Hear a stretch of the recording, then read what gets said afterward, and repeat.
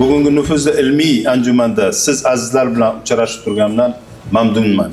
Sizlarni matematika va fizika fanlari sohasidagi yuksak ilmiy xizmatlari bilan tanilgan O'zbekiston Fanlar Akademiyasining haqiqiy a'zosi, taniqli olim Shavkat Arifjonovich Alimov tavalludining 80 yilligiga bag'ishlangan mazkur anjuman bilan samimiy tabriklayman.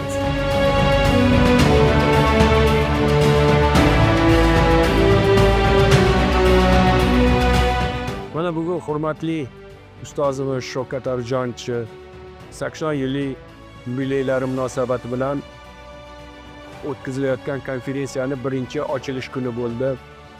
Konferensiyaga biz e'lon qilganimizdan keyin 500 dan ortiq tezisni kelib tushdi.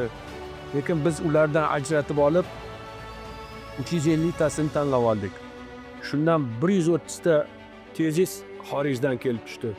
Shu xorijda juda ko'p olimlar, akademiklar, Rossiya akademiyasidan buni Chetyurushkin degan Boris Nikolayevich, Rossiyada matematika qo'llanishi Keldish nomidagi institutni direktori Aptekarov Aysan Ivanovich va bir qator boshqa respublikadan akademiklar kelishdi.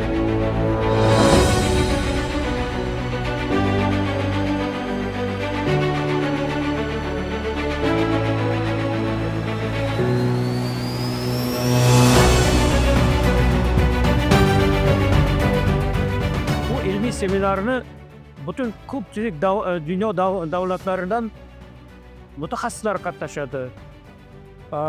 Undan tashqari domla hozirgacha ham ilmiy ishlar olib bormoqdalar, aktiv ishlayaptilar. Hammadan qizig'i shundaki, domlani ma'ruzalarini eshitishga ko'p universitetlardan, ko'p davlatlardan mutaxassislar kelib bajonidil eshitadi.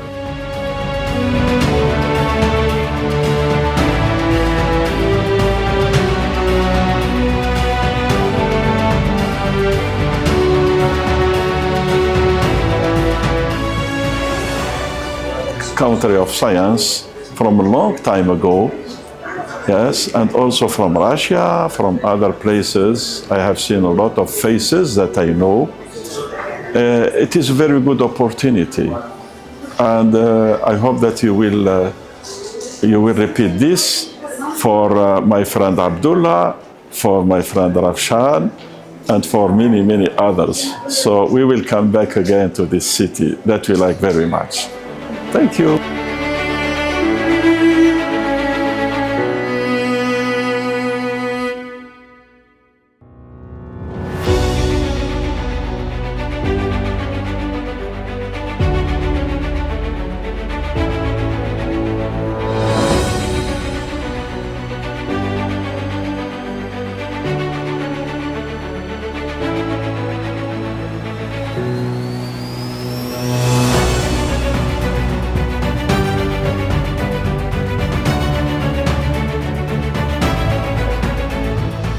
Ученики Шавката Арифджановича. Вы знаете, вы посчитали ученики Шавката Арифджановича, ученики учеников Шавката Арифджановича, ученики учеников Шавката Арифджановича.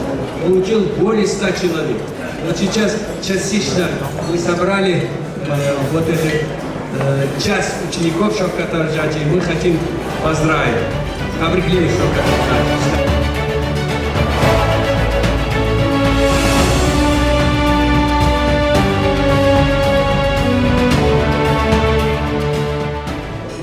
Ректором Ташкентского государственного университета. Вот тогда я с ними познакомился.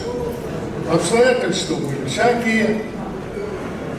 Значит, я лично себя считаю его другом. Я думаю, что он тоже так же считает. Я хочу просто-напросто сказать, что это выдающийся ученый. Вот мы, знаете, у ученых есть одна важная очень черта. Для нас всех.